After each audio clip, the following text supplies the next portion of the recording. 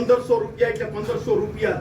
અને અહીંયા જેને બિલ ચૂકવ્યું હોય, જેના નામે મજૂરી કરી હોય, એને કોઈ એમ કહી દે કે ભાઈ તલાટી મંત્રી કે વહીવટદારે એમ કીધું કે ભાઈ 5 રૂપિયા આડાઅવડું કરો, તો તમારે આવી અને તમારું ખાવડું મારું માથું. અમે જૂનાગઢના ખડિયા ગ્રામ સભાની અંદર આ જે તલાટી છે, એવા તલાટી દરેક ગુજરાતની ગામમાં હોવા જોઈએ.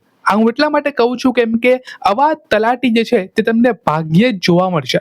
હવે ગુજરાતની અંદર જો આપણે વાત કરીએ તો ગુજરાતની અંદર જે મોટા મોટા જે અધિકારીઓ છે એમાં એવી છાપ બેસી ગઈ છે કે કોઈ પણ અધિકારીને જો ઉપરથી ગ્રાન્ટ મળે કે પૈસા મળે તો દિલ્હીથી જો પૈસા ગુજરાત તરફ ગામડાની અંદર જો આવતા હોય તો એ આવતા કેટલા થઈ જાય એ મારે કહેવાની જરૂર નથી. આવા અનેક દાખલાઓ, અનેક કિસ્સાઓ આપણે જોયેલા છે.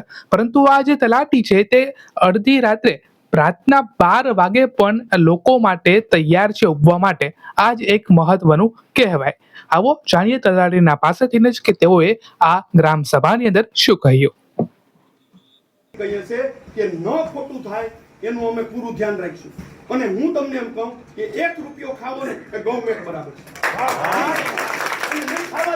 અહીંયા તકલીફ હજી છે. જો તલાટી મંત્રી ઈમાનદાર હોય તો કોઈને વાંધો શું કામ નહીં, અને તલાટી મંત્રી ભ્રષ્ટાચાર હોય તો એ ભ્રષ્ટાચાર સાબિત કરી દો. આ રેકર્ડ પડ્યું, એક બિલ ખોટું નીકળે તો નોકરી ન મૂકી દો તો પરમારના પેટનો. બાકી હું તમને એમ કહું કે મારે વિવાદમાં નથી પડવું. પાપના પોટલા કોઈ છે તો ઘણાયના ભાણા અભડાઈ જાય. ખોટો કોઈ વિવાદમાં નહીં પડતા, કારણ કે 20 વર્ષથી હું નથી. હું ખાલી 1.5 મહિનાથી આવ્યો. મારાથી વિરોધ છે ને ભાઈ. હું કર્મચારી છું. હું તમારા ગામનું હિત કરવા માટે આવ્યો. હું ગામની અંદર મનમાની નથી ચાલવા દેતો, એટલે મારો વિરોધ છે ને ભાઈ. જો ખોટું કર્યું હોય, ભ્રષ્ટાચાર કર્યો હોય કે ગલત કર્યું હોય તો તમે બજાર વેચારે કર્મચારી શું કરી શકે ભાઈ? તમે કાન પકડો કે અહીં તારું ખોટું થયું છે. બાકી ખોટું નથી કર્યું અને કદાચ હું ઈમાનદાર છું, માજી સૈનિક છું, તો મારો વિરોધ શું કામ? વ્યક્તિગત શું કામ ને વિરોધ? અને અત્યારે ઢંઢેરા પીટે છે તો આવું પેલા કેમ ન કર્યું? આવી રીતે